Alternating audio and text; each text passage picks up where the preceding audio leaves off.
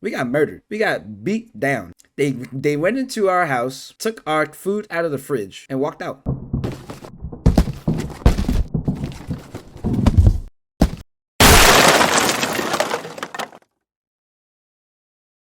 Hello, everybody. Welcome back to another mother and son post-game show for the New York Giants. We are in the 2023 season, but it's not a happy beginning, unfortunately. So we're going to get right into the nitty-gritty of this. But before we do, we need you to do one very important thing for us. Mom, what is that? Hey, it's another season, folks. So we need you to, first of all, I'm just going to start with what we really need you to do. Hit that subscribe button. We are on a road to grow our subscriber list. We need you.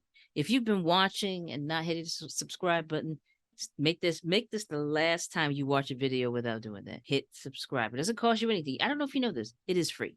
Just so you know. Also, we love those comments because we do respond back. We enjoyed that engagement with you. And of course, like the video and share them. Get it out there. Share it with your other friends who are fans of the Giants or who are fans of whatever team that we are playing when you decide to share it. So definitely do that.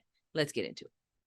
I don't even know how to begin this podcast. We actually started this early, full disclosure. I don't even want to watch the full game. It's the first time in a while that I said I don't even want to watch the rest of the game. When I stopped watching, well, I should say it was 40-0. I just want to let you guys know the last time the Giants lost when it was 40 plus points and we haven't scored anything was 44-0 against the Vikings back in, I think, 2013. And this was on the beginning of the actual decline of the New York Giants, leading up to the Dave Gettleman. Why do I bring up Dave Gettleman? We're still suffering. Our offensive line is atrocious. We have no money to get better players. I was watching our offensive line. They're terrible. Andrew Thomas looked soft. Evan Neal didn't look ready. The interior got destroyed. The freaking center, I know he's a rookie, but Jesus, he just didn't look like he was ready. Do I sound crazy when I say that? He didn't look ready. So you got Daniel Jones looking like how he's looked for the last 3 years. He has 1 second to make a read. Not even. He gets the ball and he's immediately running. There's no protection. There's no anything. The team looks terrible. I apologize. I'm losing my voice. I don't know what's going on. You're probably lucky because at least you don't hear me yelling right now. I would be yelling, but I can't because I'm losing my voice. And it's not because I've been screaming. I was so quiet this whole game because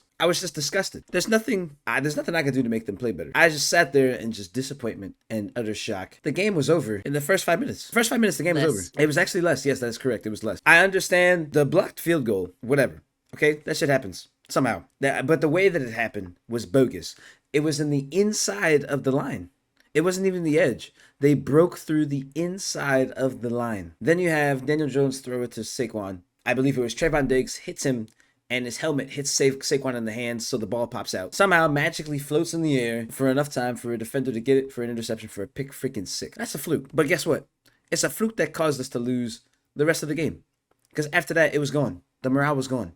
That zoom in on Saquon's face, when they zoomed in on his face, it was over. It was over. They drained the life out of us like they were some freaking vampire, hungry for blood. I have never felt so demoralized in my life watching football. You go from the season we had last year, and you're thinking maybe we can have a season opener victory against the Cowboys after the first successful year of Wan'Dale. And they have a performance that I hate that I'm saying this. I don't even think this happened under Dave Gettleman, losing by 40 plus points with 0 on the scoreboard. An egg, 0. It's not even a stomp. We got murdered. It wasn't even a shutout. We got beat down at home. They went into our house, took our food out of the fridge, and walked out. Hearing "Let's Go Cowboys" loud as I did, I'm not gonna lie, that's when I stopped watching. I stopped watching when I heard it. It was clear as day that hundreds, if not thousands, "Let's Go Cowboys." I turned it off. I couldn't do it. It takes a lot for me to turn off a game. I just want you guys to know it takes a lot for me to turn off a Giants game. How do you feel about this? Because I don't have anything else to say. I don't know what else to say.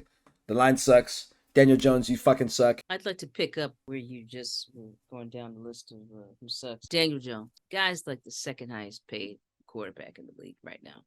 Okay.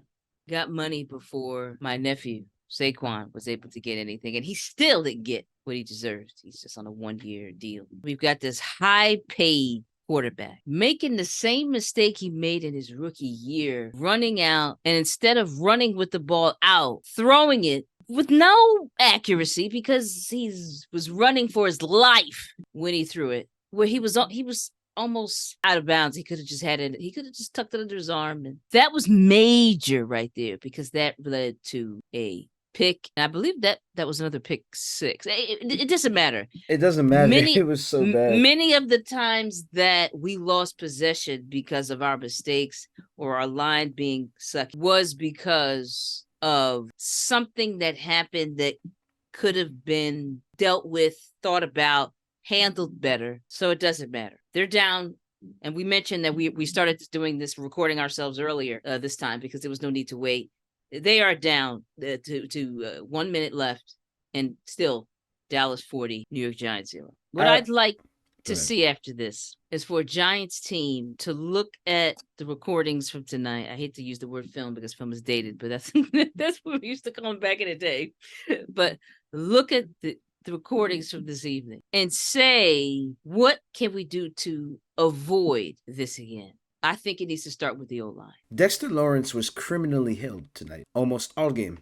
They showed it on 2 plays where they said, look at the protection that Dak Prescott has. And the Cowboys player is on Dexter Lawrence's inside shoulder. Dexter Lawrence's half of his body is outside, ready to face Dak Prescott. He's literally right there facing Dak Prescott. And the Cowboys' arm is literally over his shoulder like this. And they said, look at the pass protection. And I'm just like, that's holding. So I started watching Dexter Lawrence for the rest of the game.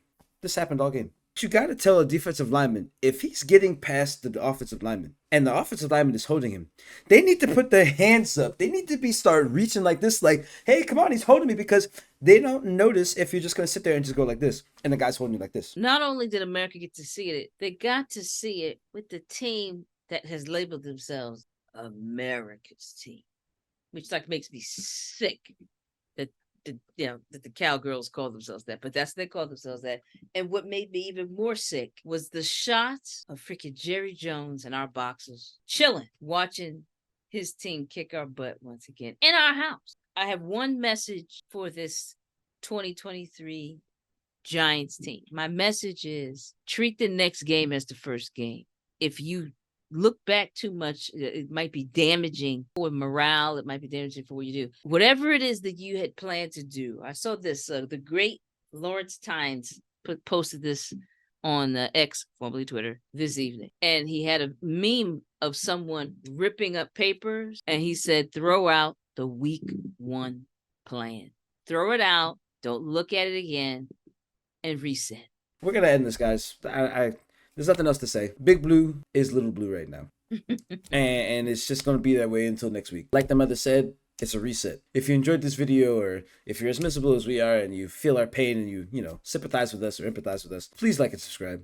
Make sure you drop a comment. We need that interaction and engagement. We want to know how you feel about this game. Do you think this was the worst game you've ever seen in recent years for the New York Giants? Let us know what you think. And also, please make sure you share with everybody. It's important. How does the video grow if you're not showing your friends and family? Let our family grow by showing your family. That's it for now, everybody. Take care. Good luck through this week. Don't let anybody bring your spirits down. And we'll see y'all next week. Until then, take care.